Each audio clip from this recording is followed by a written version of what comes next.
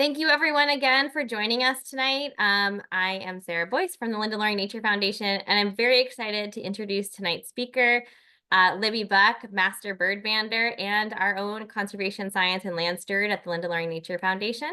Libby's going to be giving the talk, Banding Together, Connecting History, Science, and Community at Nantucket's new station. Thank you, Libby, for joining us tonight, and we're so happy to have you. I'm so happy to do this.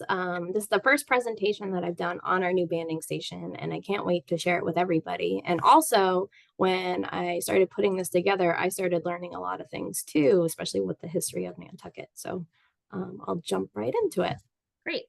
Real quick, I forgot to mention, if anyone does have any questions or things throughout Libby's talk, please put it in the chat or the Q&A. I'm going to be monitoring that for the background, and so we'll get to the questions at the end of Libby's talk.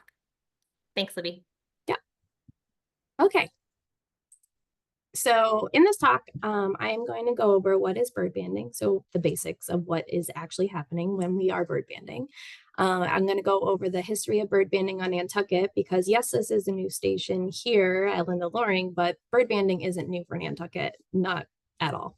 And then I'm going to talk about how I became a master bird bander and all the steps in order for maybe somebody else to get to become one as well.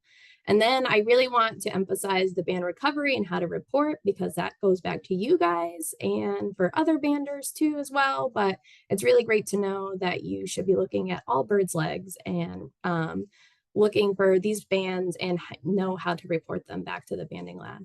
And then I will go into the Linda Loring Migration Station itself, our first year and our results, and how you can also participate.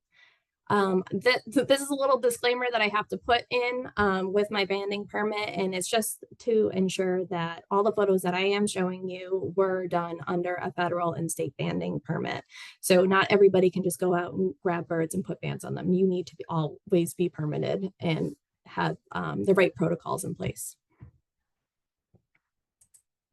So what is bird banding? Very simply, it's a permanent research method that's been used by scientists for centuries. And essentially, it helps track the movement, migration, survival, population trends, and so much more. And essentially, what bird banding is, for this presentation, I'm going to mostly focus on songbird banding. So it's the birds in your backyard and how to catch those. If we were going to do bigger birds, there's a different way of capturing them. So with the songbird banding, you use these Japanese mist nets. And later on in my presentation, it will show like the mist net and how tall they are and how these birds will interrupt their flight travel and they'll fall into these pockets. So once they fall into the pocket, you extract them, and these are done by professionals too. But we safely extract the bird, and then you place a band on their leg with special tools. And each bird actually has all different size bands because every bird leg is a little bit different. And each band will have its own unique code. And this unique code stays with the bird forever. It kind of becomes their name. So if you were to recapture it again, you can keep the data all together. So once you put the band on the bird, we collect all kinds of other data. So depending on what the project is the amount of data that you're going to collect. But for the most part, the normal stuff is wing measurements, you age it, you sex it, and then you also figure out the body condition of the bird as well. And then you weigh it, and then you safely release the bird, and then you will hopefully recapture it again and see if any of these changes happen when we collect data again on the recaptured bird. So the history of the first banding station on Nantucket. So banding on Nantucket began in 1955 when the mist nets were first authorized in the US, which I didn't know that until I put this presentation together. So I find that to be super awesome that we jumped right on it right when we were able to. So the first person that put it together or went for creating a banding station was John Dennis. And he has a marvelous background and everything, but he is a well-known ornithologist, and he started Operation Recovery with a couple other scientists, and it was at Nantucket Station, the Mothball Pines. And then Operation Recovery studied the fall migrating birds from the Atlantic coast on the barrier islands. So the whole idea was you would band a bird on at your station, and then hopefully another bander would capture your bird at a different location, and you would see how the bird had traveled. And this was actually really neat for back in 1955 because this is way before transmitters or GPS locators or anything. So this was like pure luck of capturing the same birds again. And I found these cool little graphs of, you can see on this one over here, it has Nantucket, and then 115 days took this myrtle warbler to Maryland. And then this other Cape May warbler only took 51 days to go to Cuba, which I found super fun. And then these were all the barrier islands that were all involved at the time. And then at the same time, there was also 2 other banders on island. And I will say all 3 of them, like they all worked together and they helped each other with each other's projects as well. So there was also Margot Larson, and she would band from her house in Sconset. And then she would also band from her winter house in Fairfield, Connecticut, or her summer house in her summer house was Sconset. The Fairfield, Connecticut was the winter. And then, of course, Edith Andrews, who is a very famous ornithologist here for the island. She was at Maria Mitchell Association, and she originally, she did help out at the Mothball Pines, but then ended up starting her own banding station at her house at Ice Pond. And that was a different kind of bird banding. So there's typically spring and fall migration is one type of bird banding.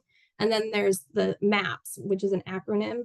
It stands for Monitoring Avian Population and Survivalship. And that is the breeding birds for the summer. So the birds that will stay in your backyard, have babies, and you catch their fledglings and see how well they do that year. And that's part of another whole big program. So Ice Pond was only meant for the MAPS banding.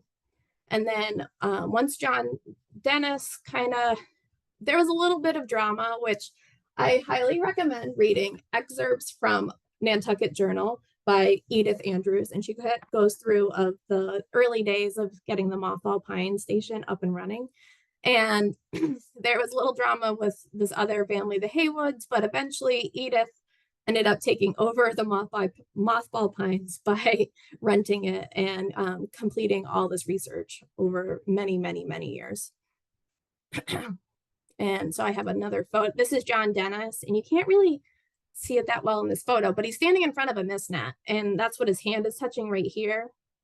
And then he has like what they use to capture or hold the birds before they were to band them. And then I couldn't find a picture of Margot Larson, but I found this really great article, and they were talking about how well her birds are getting around. And she had she had a yellow-breasted chat that was banded in Sconset and then showed up in New Jersey 5 days later. And then she had a white-throated sparrow that was banded in Sconset, and then it showed up in Pennsylvania about a month later. So her birds were traveling very far and wide. And then, of course, I have the famous picture of Edith Andrews, and she is at the Mothball Pines, and she is in front of her mist net. So these are all the banding locations for Nantucket. So first we have the Mothball Pines, and that went from 1955 to 1995. Operation Recovery, that project went up into the 80s, and then it switched over to the Atlantic Flyway Review. And then Edith participated in that up until 1995.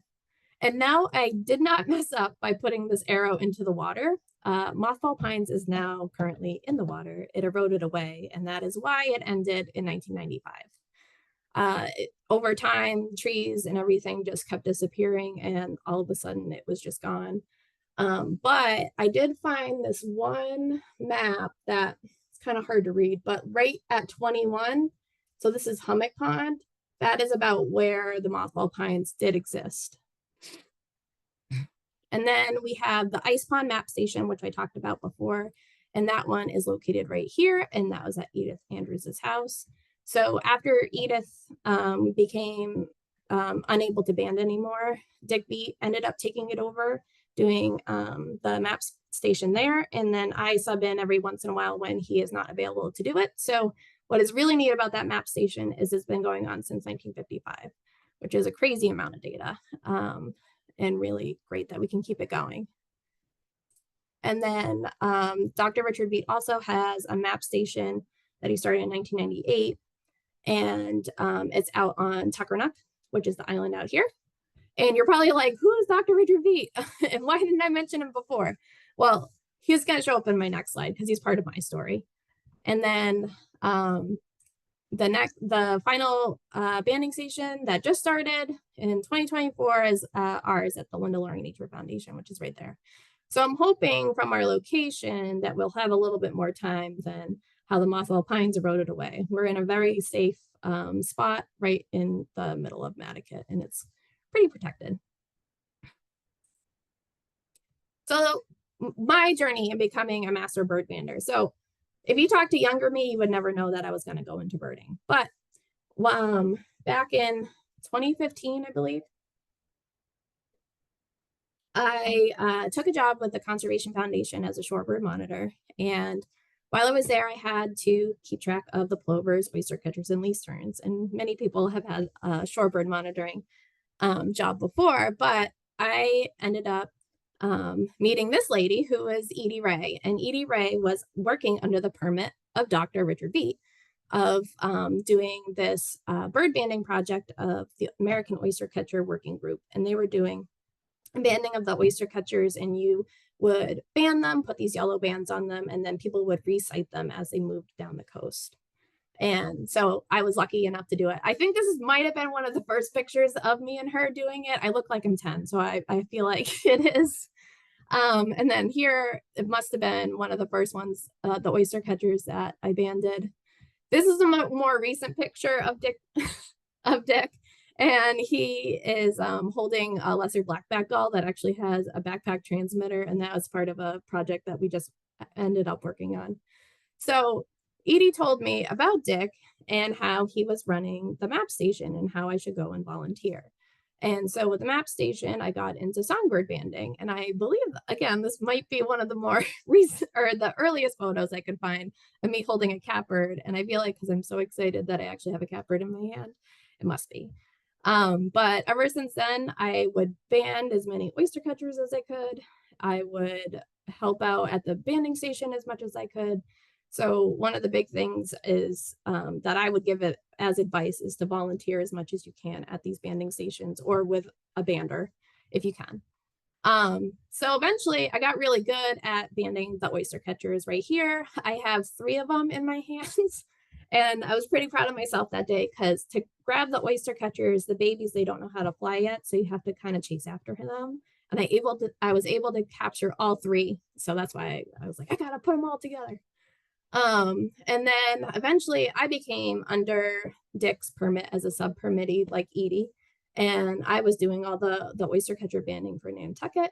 And then I also wanted to expand all the birds that I was banding because it's honestly, it's very addicting once you start doing it. You're like, what else can I try to do too? So I was able to join Dr. Robert Kennedy from Mariah Mitchell Association, who was banding the barn owls around the island. So I got to help out with that a little bit. And then I went a little rogue and I went out to Wisconsin and I tried to work with the endangered. Well, they have the whole collection of cranes there at the International Crane Foundation, and they're part zoo, but also part conservation.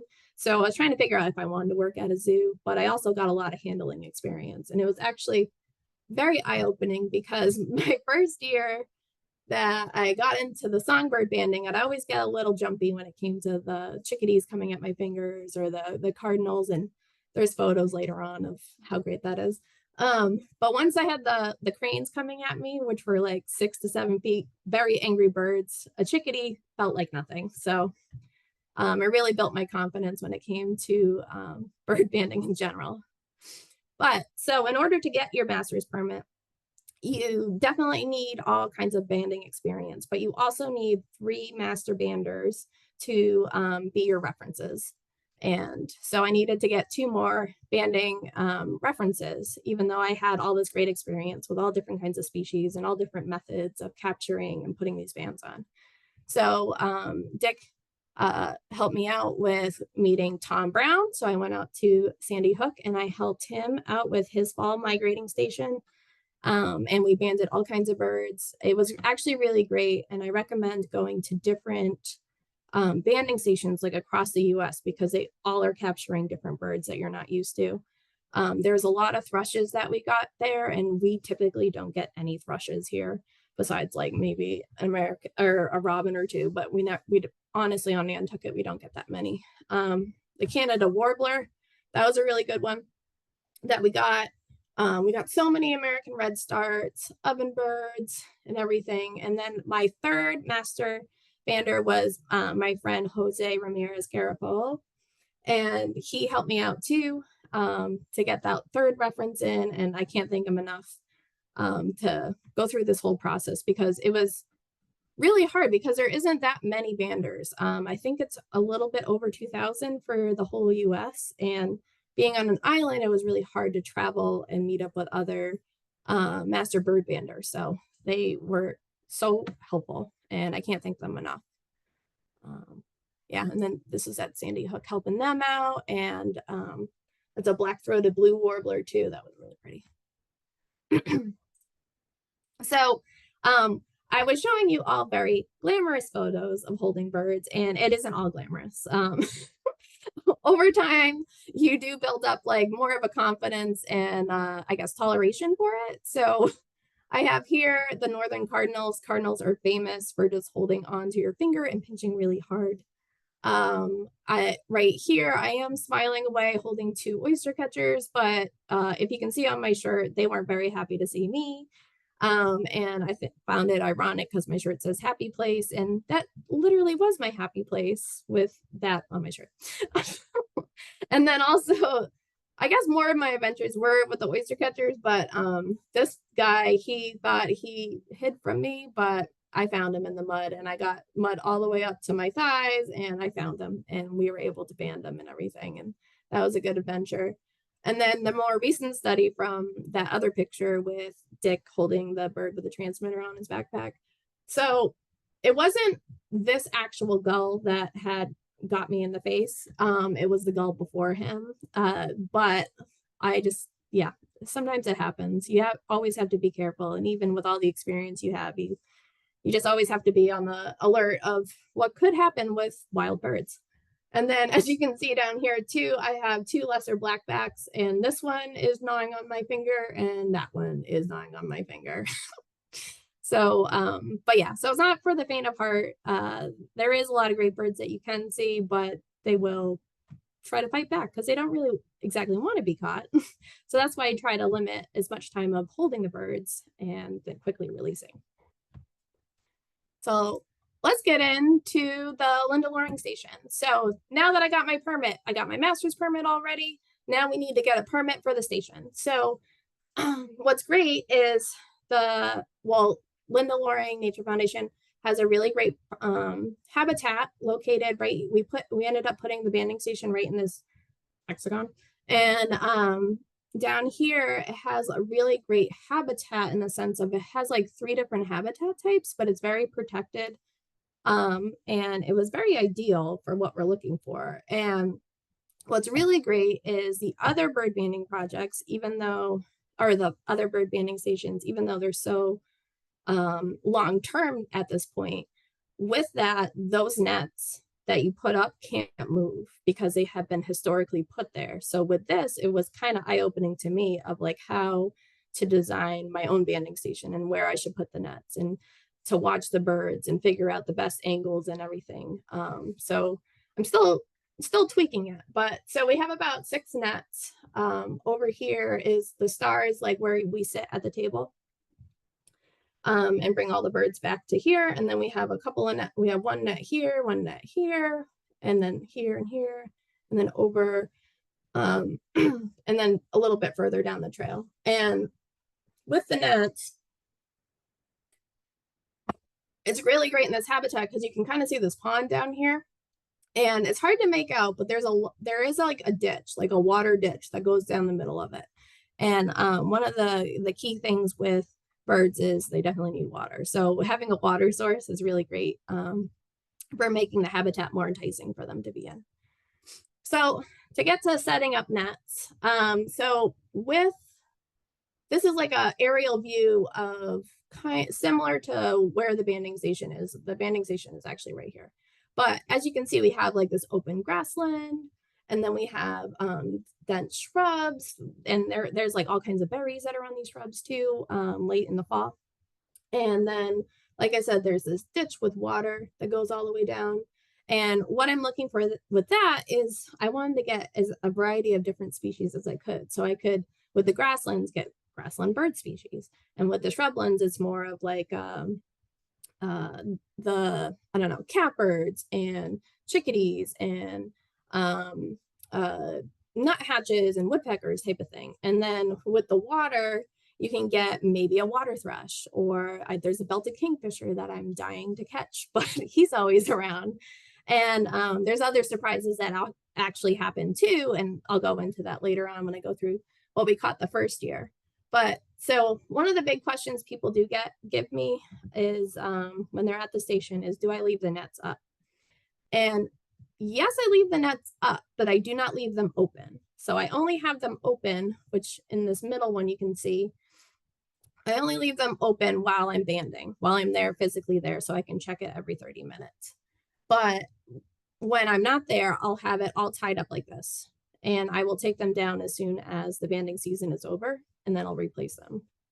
But this was a frosty morning, and eventually it got a little bit better. But I thought this was a really great photo to really show it. And then with here, you have like little chickadee that landed in the net down there. And then this is just another net lane that we have. So let's band some birds. So if you guys were to come visit, what would happen is we usually have the nets. I have to open them about 30 minutes after sunrise. So we have to be an early morning type of person. But I promise we have snacks and we have coffee, which makes it a little bit better. And once we start catching birds, it becomes really fun. So ideally what we do is we will go and check the nets. And that's what this line of people are doing. We'll go and check the nets every 30 minutes and see what we catch. We'll extract it from the nets. And the only people that will be doing the extracting are the staff and then trained volunteers. And then we'll take the birds back and we'll do the processing. And we have Jen over here who's writing down all the data, and I'm telling her all this information that I'm collecting from the birds. And then while we are waiting, because it does kind of build up, if you do catch a lot of birds, we put them in these special holders back here. And a lot of people are like, what are those? Like, are they specially made? They're really mosquito nets for your head if you turn them upside down. And I cannot take credit for this. Dr. Richard Beat was the one that showed me the way with those. Yeah, so then typically at the banding station, we have the data sheet, we have the Pyle guide. It's by Peter Pyle. It's the bird banding basically Bible, and it has every different species you can catch and so much information, and all the banding sizes and everything that you would ever need is in this book, and every station uses it. They just have to. And then we have the scale, and that is my banding box, and in it I have it labeled with all the different bird band sizes, and it helps you keep track of it. Especially it gets kind of busy because you're catching so many, and birds have different size legs. So it's really nice to have it all orderly like that. And then this picture up in the top corner is really special to me because that was the first time we had it open to the public. So thank you all that attended. It was a really fun day. And we caught a red-eyed vireo. I remember that because it was really exciting. And I think it was the first one that we caught. Yeah, and so typically if you're going to come to bird banding, I do not band when it's raining, and I do not band when it's too windy as well. It has to be the right conditions. And it's only for the spring and the fall. So once you capture the bird and you bring it back to the table, you will have to ID the bird.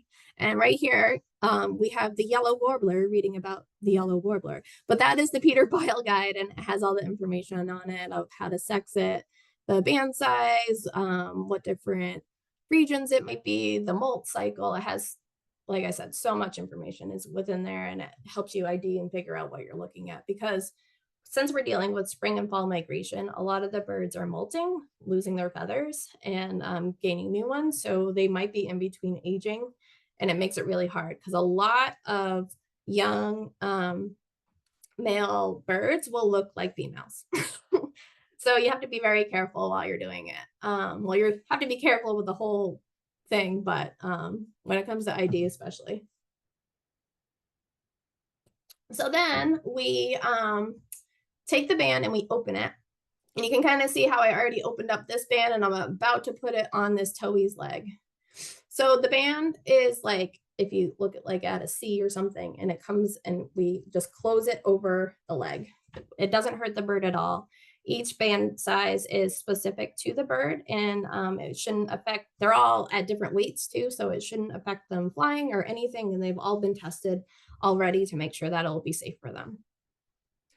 And then we will try to age the bird and also figure out what molt it's doing, and you can tell a lot just by opening it up and looking at the wing right here. And then also what's happening here is there's a gray catbird, and what I'm doing is blowing on the feathers to bring it up, and I'm looking underneath at its chest and doing like a body condition. There's like the fat that's underneath there that you can see, and also within this photo, and why I chose it is because you can actually see the pin feathers coming in. So the pin feathers, that is indicate that the bird is molting, and it's trying to get new feathers. And the way feathers grow is kind of like in this sheath at first, and then it unravels out of it. So those little white caps right there is the sheath. And then we will then measure the wing, and then we'll weigh it. And depending on what size bird it is, if it's the smaller bird, they go into the foam canister, and people love that part. And then if it's a bigger bird, like I have a blue jay in this one, and it will go into a cup. And then I will try to complete this process in a very timely manner to make sure that the bird is okay. And that is always the number one thing, is to make sure that the bird is doing well throughout this whole thing. And if anything was to happen, if it was to get too stressed out, we would just release it because they are the number one priority. And so then I'm just releasing the Towie. So this was the first bird we caught, and I took so many photos of him. He didn't know it. He didn't know what he did, but it was a yellow-rumped warbler, and I was so happy to get him. And I don't know if he was as happy as I was, but he was super fluffy. It was in the spring, so he was making his way back from the down south, or from up north. And then I caught a female yellow-rumped warbler, and you can really see the name, their namesake of the butterbutt. They have the little yellow right here, and I thought it was kind of cool how it looks like a heart too. And then we have a lot of frequent flyers that come to our net as well. We have the golden crown kinglet and the ruby crown kinglets, black cap chickadees. They love to go into the net and then hold on to it and spin, and they are like a puzzle trying to get them out. We get a lot of them. We've caught red-winged blackbirds. We get many towies, eastern towies, and the common yellow throats. I can guarantee we will catch a catbird if you come out and visit us. We have many catbirds. And then surprisingly, we got a lot of swamp sparrows, which it's surprising, but not surprising because we do have that wetland right there, but it was surprising to me that we caught so many. And then we got a lot of yellow warblers, and then the American goldfinch too. And then we have exciting captures. So these are birds that I was not expecting. And that's one of the things that I really like about bird banding, is like, yeah, I can kind of assume what we're going to catch, like I said, the catbirds or the towies, but then there's always something that I'm not going to expect. And so one day we got a northern parula. This is the female, so it's not as brightly colored, but this is the female northern parula, and that was pretty exciting. And then we got some black poles. So a cool trick about black poles, if you're IDing them this close, but they have yellow soles. That's a quick ID for you.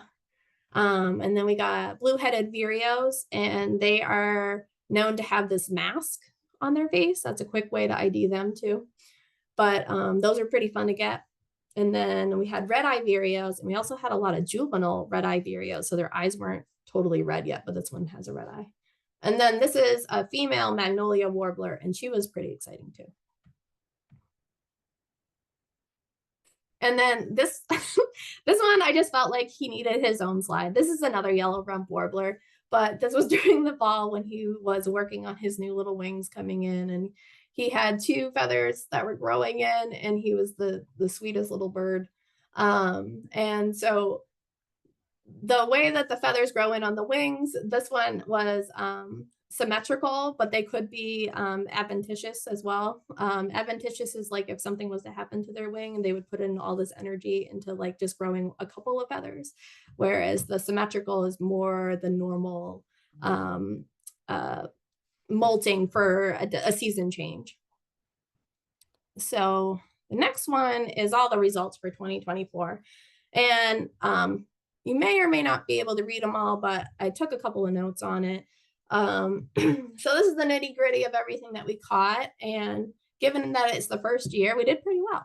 So we caught over 183 newly banded birds, and we recapped only 13, which you may think that is a low number, but you don't really expect to get recaptures for migrating birds within the same season. So if anything, this year, I'm hoping to get more recaptures because they were hopefully traveling in the same pattern as they were the year before.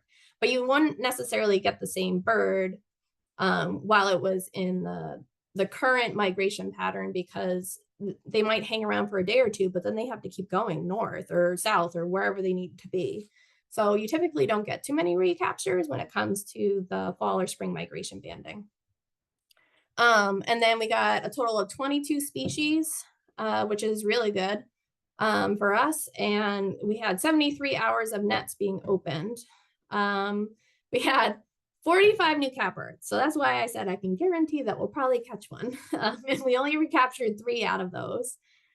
We had 45 yellow rump warblers and not a single recap. So there's a lot of yellow rump warblers moving through. And like I said, the black cap chickadees, we had 26 new recaptures. And then we had 26 new, and then we had 7 recaptures, and we actually caught one 3 different times. And so that was fun. And then, like I said, for that little surprising tip of the swamp sparrows, we got about 8 of them, which was pretty good. And they were all recaptures, I believe. There were 7 newly ringed and 1 recapture. But yeah, so we did pretty well this year. I had a slow start in the spring because of the weather, much like it is this year. So I think our numbers could be higher if we didn't have so much rain. Because like I said, nets don't really like the rain or the wind, so we can't really band during those times. But the fall was very nice weather, so we got a lot more banding in at that time. And then, so this is the website that I use, and it's actually on our own website at LLNF.org. And it helps keep track of all the birds that I've banded, and I can also update it. So if you ever are curious about when I have the station running of like, what did I band that day? You can go on our website and it will show you the daily totals or the yearly totals or everything like that. So it's pretty neat. And I'm so glad it exists.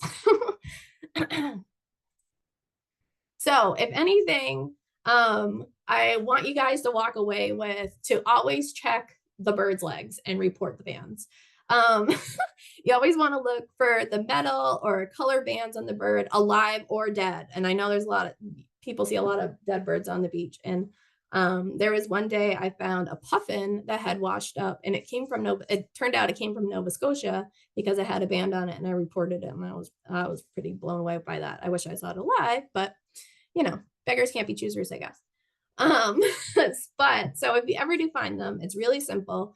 All you have to do is I would drop like a GPS point of where you found it, but like you can just use your phone, like Apple Maps or something, but you go to reportband.gov and you type in all the information that you know.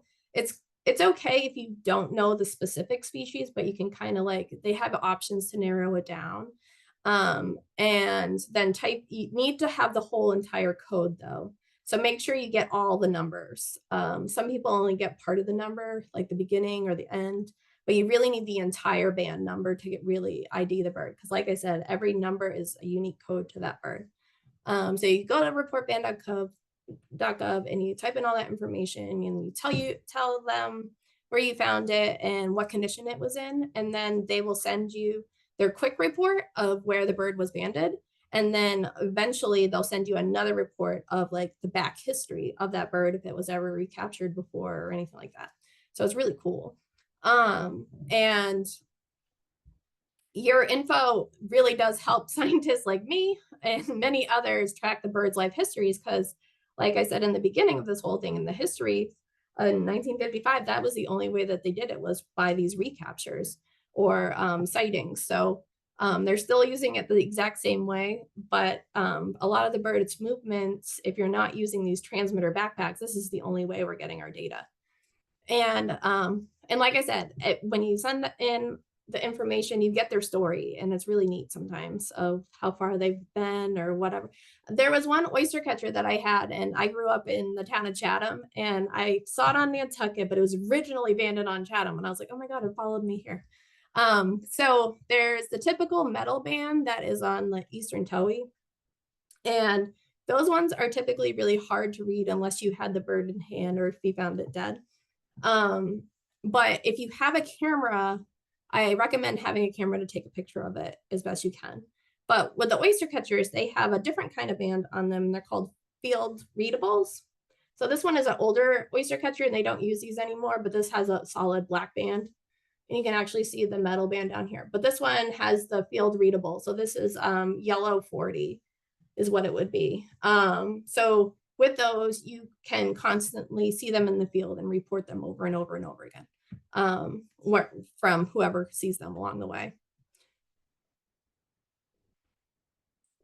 So the future plans for the bird banding station is we're going to keep building on our research, and we're going to continue gathering the data for the long-term data set, because we just started. It's the first year. So we have a long ways to go, especially if we're competing with the past history from 1955 to 1995. So that's like 70 years. So we have to catch up and get more data on that. I would love to create a better volunteer, or a more of a volunteer team. I have really great volunteers that are available and have been helping me through this whole thing, but I really would like to expand it a little bit more and have more people come and help me.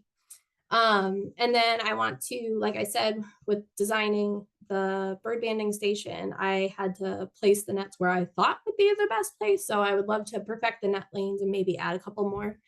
And hopefully we can do that this year, actually. And then eventually I would like to add transmitters, because a lot of people ask me like, oh, where do our gray cap birds go in the winter? And like, I can say they go south, but I would really like to know where they're going. So I'd love to put them on our common species just to see where they're actually traveling to. And then our other thing is continuing our outreach. So there'll definitely be more public sessions for people to join us down at the banding station. And then I would like to teach the banding process to students or to adults. And actually coming up this year, the summer, is we're starting this new program, which I invite you all to take part in. It's the Ecologist in Training, where we'll actually go through all the methods and tools that you would need for a specific science project. So there will be one on bird banding, there's one on turtles, there's one on or tracking turtles, and there's one on tree swallows, and we have a phenology one. Just go check it out and sign up for it. It's really great. These are all free too, and you'll get to really use all the devices and see what we really do and how we use everything. And then I would also like to add in some kids banding sessions, because I'm part of the Big Brothers Big Sisters program, and my little sister hasn't seen it yet, and I just know she wants to see it so bad.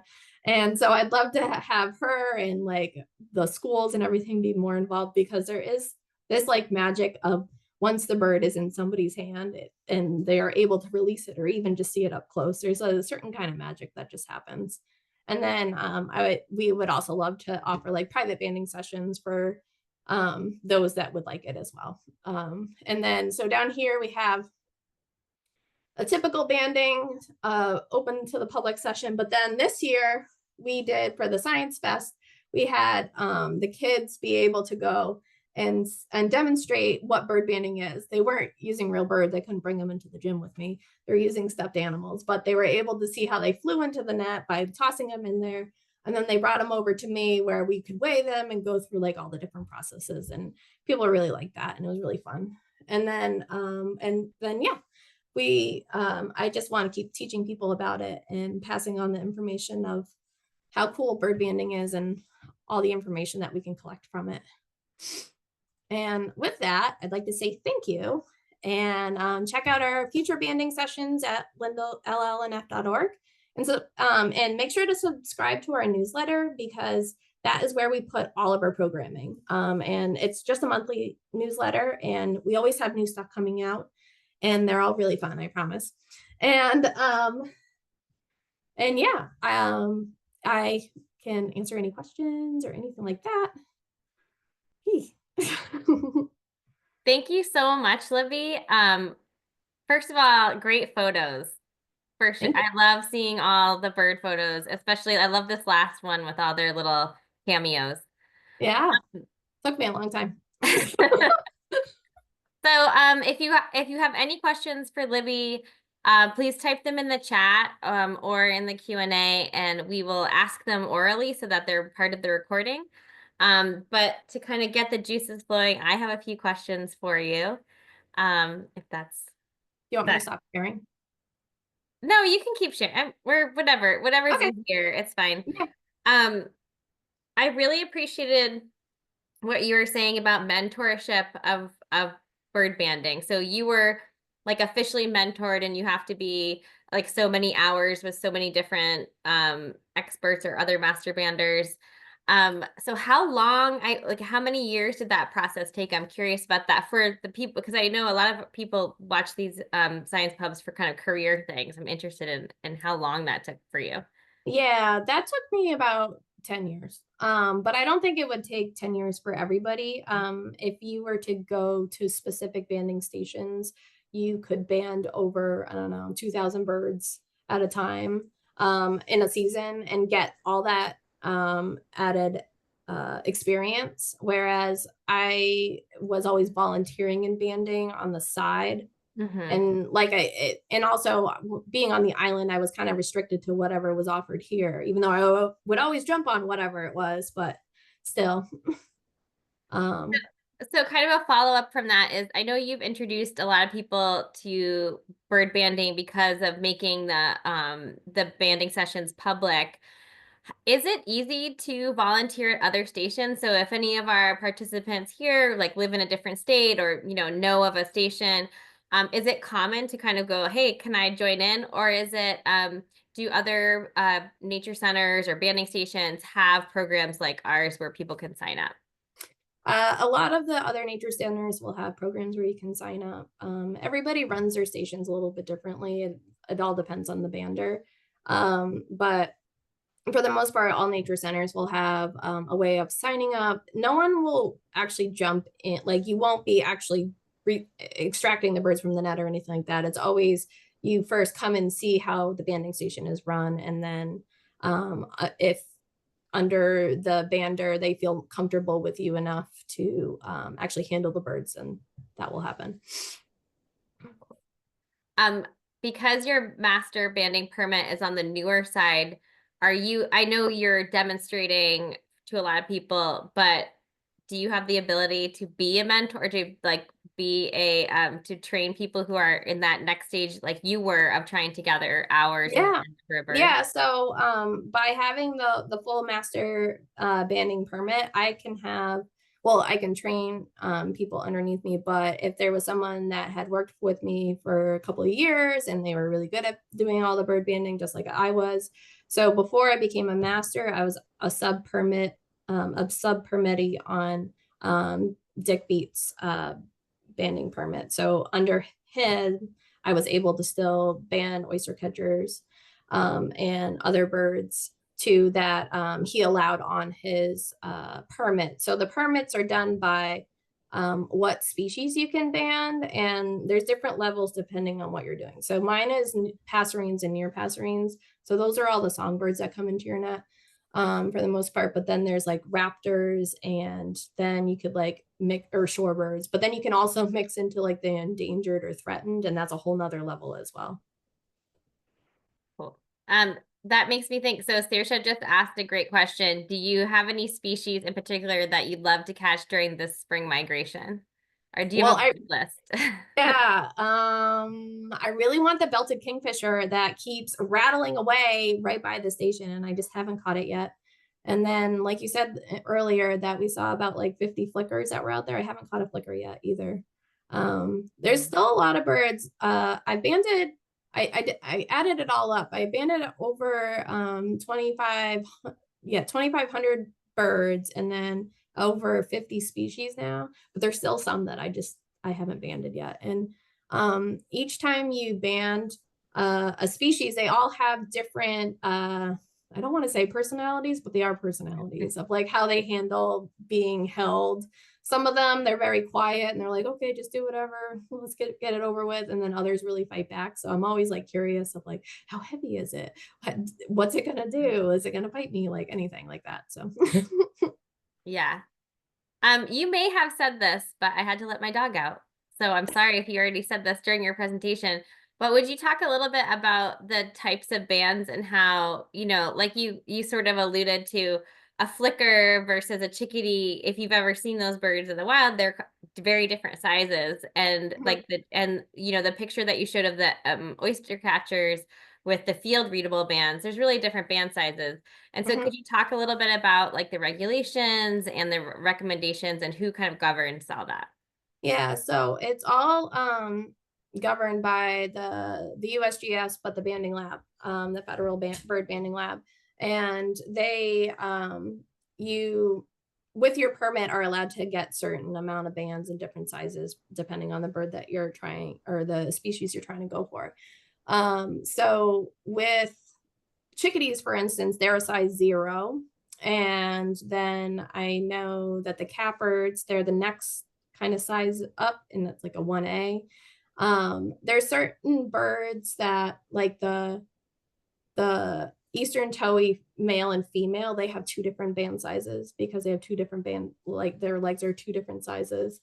There's all this like different criteria that you need to just be aware of. And a lot of it is in that pile guide that you just follow. But also when it comes to bird banding, it's kind of like all bird banding needs those metal bands, those metal fish and wildlife bands that are placed on. That's the first step. And then if you want to put a field readable or a transmitter on, those are like kind of like add-ons. So you would put that in your permit, but then you would add on the field readable, but they always start with that first metal band. Cool. And speaking of okay, I have more questions, but please, if anyone else has additional questions, you can interrupt me, please, or just type it in the chat. So you mentioned the bird lab or the banding lab. So my question was about what happens to the data. So we obviously at Linda Loring were interested in the data that were collected on property, but then you have to submit everything to the banding lab, right? And who has Yes. access to those data? Well, you just kind of do like a research agreement thing with the banding lab, but they have to approve whatever you're trying to research and everything. But for the most part, anybody can, like I said, if you find a bird band and then you report it in, you're going to get all that information back. But you are required by having the banding permit to report all the bands that you have used and make sure that it lines up with the right species and everything. And there's a review process and back and forth with them. And so the data that we collect at Linda Loring, at the banding station at our property, that's available though to others, right? So if someone was doing a study on gray catbirds, that data that we collect would be available to them. Is that correct? Yeah, exactly. Yeah. That's great. So Do you know if any, I know from the banding stations that existed since 1955, have there been some trends reported from those data? I'm just curious. I don't know if I've seen Yeah, any so I papers. was starting to just look into it because that was how I was trying to figure out what was the last year of it being operable.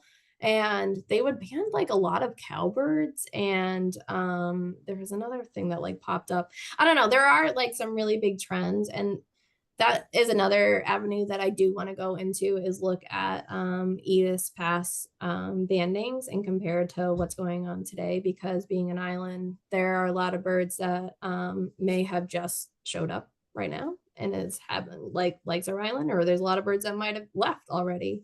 Um, and because like I know like the Carolina wrens, there are more recent ones that have shown up like within the last 30 years or something.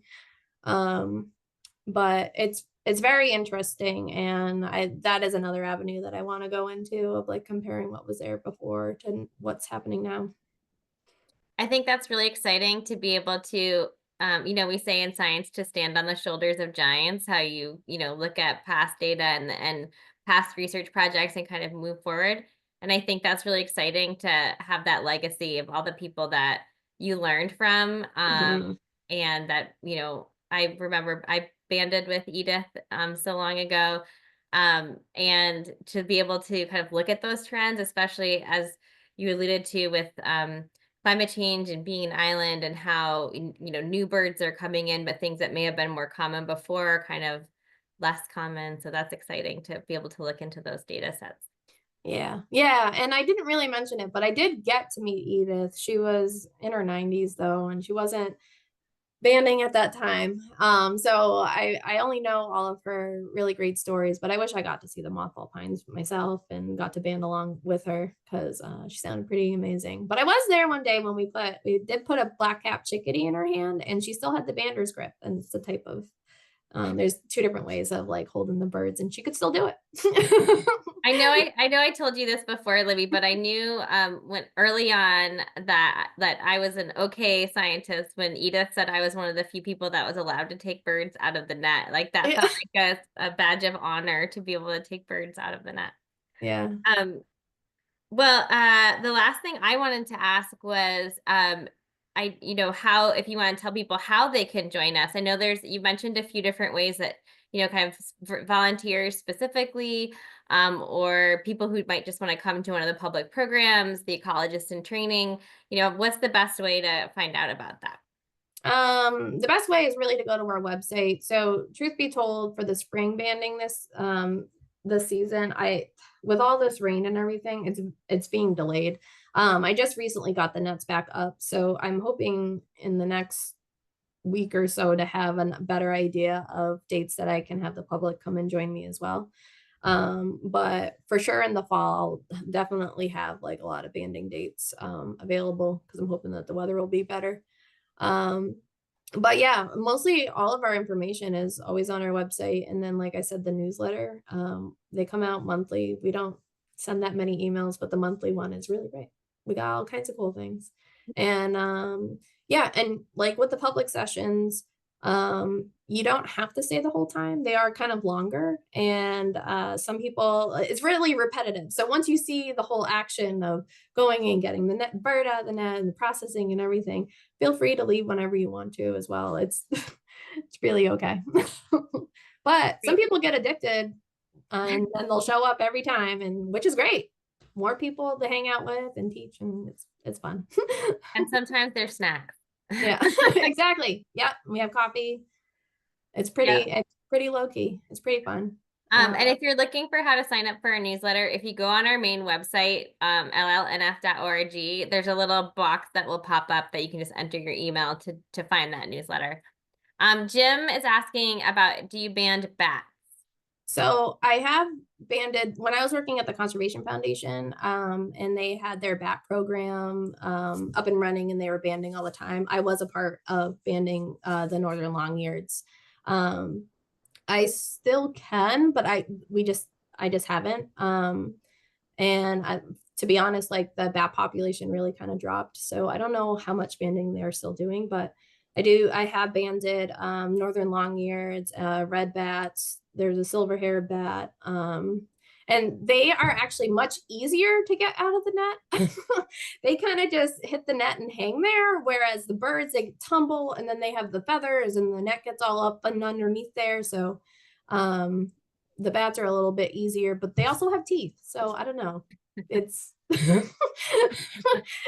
it's either way, but yeah, I used to help out Danielle a lot with banding bats. Cool.